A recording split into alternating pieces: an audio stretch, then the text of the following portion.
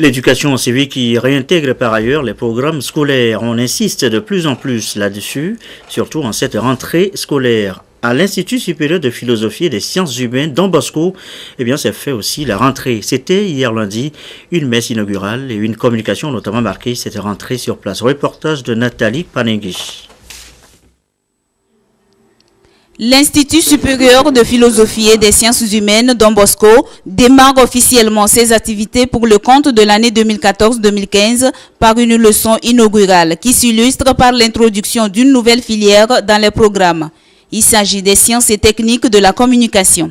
La leçon inaugurale est une conférence qui est donnée habituellement par un enseignant ou un spécialiste d'un domaine scientifique pour donner le ton, donner l'accent à une année particulière. Parfois c'est un thème philosophique, parfois c'est un thème de l'éducation, un thème de développement.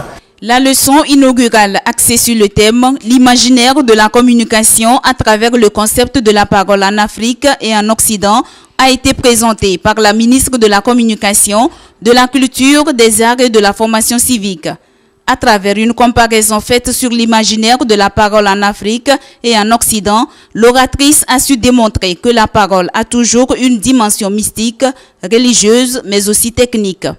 Aujourd'hui, on constate qu'il y a une sorte de crise de la parole liée au fait que l'homme n'habite plus sa parole, liée au fait qu'au niveau des usages, on assiste à une parole de plus en plus instrumentalisée, ce qui fait que toutes les valeurs traditionnelles qui portaient la parole, qui faisaient que la parole avait une fonction créatrice, une fonction didactique, une fonction unificatrice, une fonction pédagogique.